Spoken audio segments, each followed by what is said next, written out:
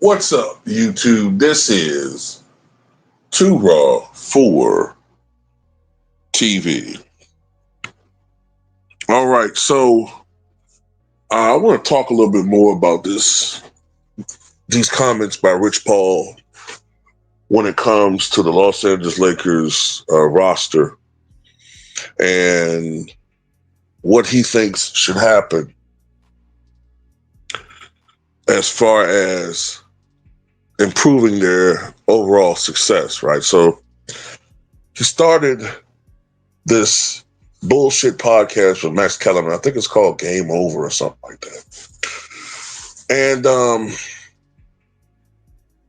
which is funny because the other BS podcast that LeBron hosts when he wants to, it's called Mind the Game.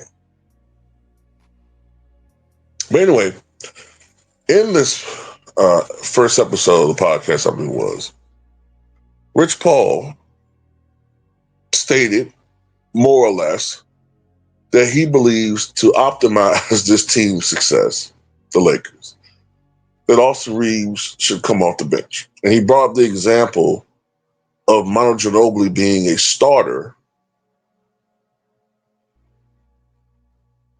who improved the team by coming off the bench. Okay?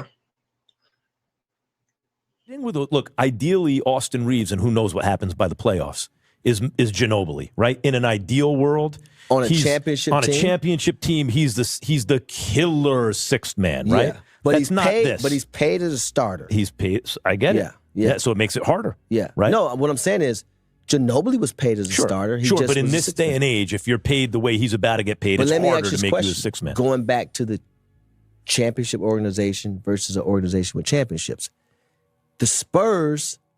On the Spurs, he'd be the sixth man, right? Especially back in the day. The Spurs made that decision. And you know what Ginobili did? He embraced it. Right. And how many championships they win? 5. Yeah. It's those type of decisions to be made. Oh, my God, man.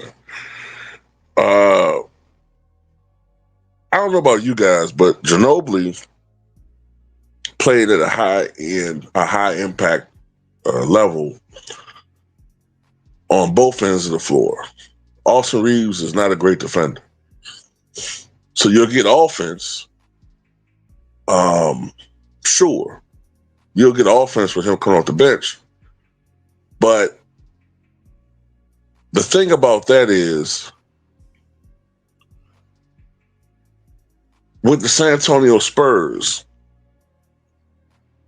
you had a Hall of Famer in Tim Duncan.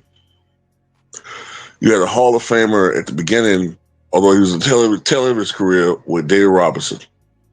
You had a young, future all-star level player, or future all-star level, future Hall of Famer in Tony Parker.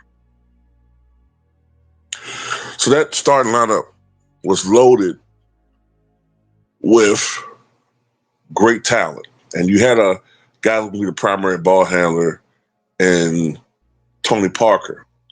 So fit-wise, Ginobili, a guy who likes to have the ball in his hands as well, it made more sense for him to come off the bench. Although he could share the floor as he got older with with Tony Parker and stuff, and he did finish the 4 quarters. But what I'm saying is, impact-wise, it made sense for him to come off the bench with the Spurs. If anything, it makes more sense for LeBron James to come off the bench at this stage of his career. LeBron is the worst defender on the goddamn team. If you're talking about having Marcus Smart come in because he's a better defender, which, by the way, LeBron knows Marcus Smart is not going to take 20 shots a night, average 28 points. So it's going to be more points for LeBron's selfish motherfucking ass. That's part of the equation as well. But LeBron, you got a 119.6 defensive rating this year. Why don't you come off the bench? Hell, Austin Reaves, you could argue he's not even in his prime yet. He's not in his absolute prime yet.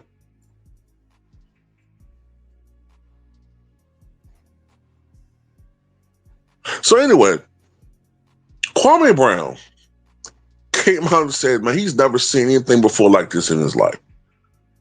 The agent of a guy who's supposed to be the top player the last 10 to 15 years overall, I guess, coming out and making these types of observations and these types of statements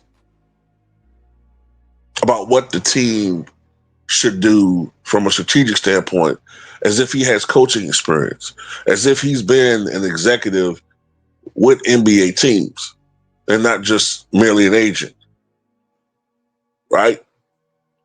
He said that if he's Austin Reaves, he might consider suing Rich Paul. I never seen something like this. If I was Austin Reaves' agent, I might think about suing Rich Paul for I don't know if there's something they could do. I've never seen an agent, an active agent with the top player that's the face of the league, and you're literally saying that Austin Reaves need to come off the bench. That's crazy. I do like the ideal of Marcus Smart starting because they need to have pressure at the point of attack. I don't like the way they just went about this. This was corny. LeBron, you look already shooting a three-pointer. Everybody want to change the narrative for LeBron because they don't want to say that this guy is narcissistic as shit.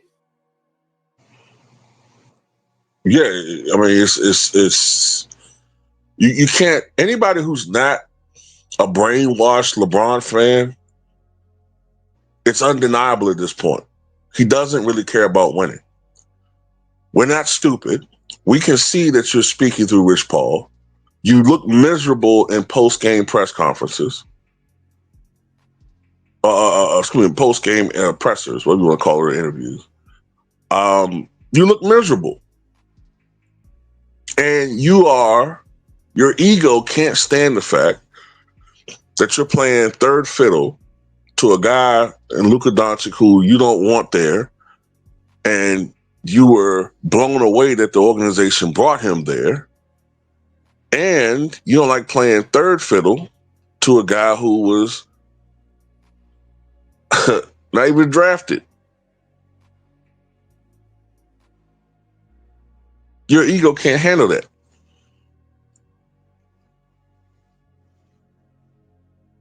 Because it's funny because Dwayne Wade had to deal with it.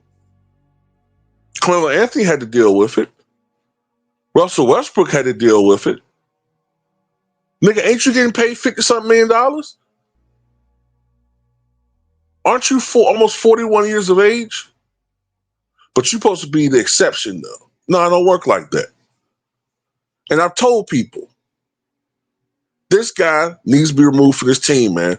I told you. What did I tell you? Rob, didn't I tell you, Rob? Didn't I tell you he was going to be a cancer to his team? He's selfish, bro. They need to trade him expeditiously.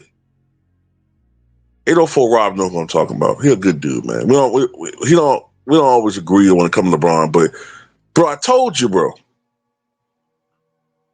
They need to get rid of this guy, man. He don't care about winning. He doesn't. He would rather be on a bad team taking 25 shots a night than be on a winning team taking 10.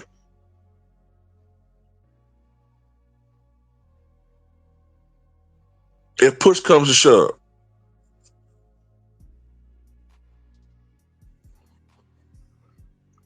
This is why he's not in my top 10. Well, actually, he's not in my top 10 because I believe he takes gym candy. I can't prove it, but I think he takes gym candy.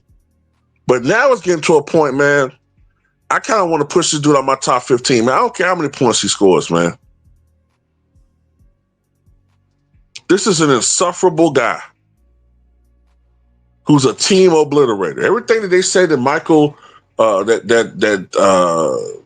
that they said that Terrell Owens was, this guy is in leaps and bounds beyond that. He has that in spades. This guy is the worst.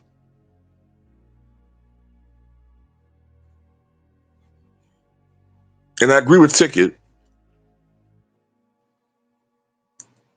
Rich Paul is speaking for LeBron James, but everybody knows that. The organization knows it. And at this point, LeBron James is passive aggressively using Rich Paul to antagonize Lakers enough to basically say, look, we got to get rid of this guy. Hence why I wouldn't be surprised if something happens where there's a mega deal that involves several teams that brings Giannis to LA and trades LeBron somewhere else. It's going to have to be a multi-team type thing. Now, I could be wrong. I could very well be wrong. But I know the NBA and Adam Silver don't like that OKC is dominating the NBA the way they are. Historically, the NBA does not like small franchises to be they don't want a small franchise to be the face of the team. The face of the NBA. They almost never acknowledge the Spurs like that.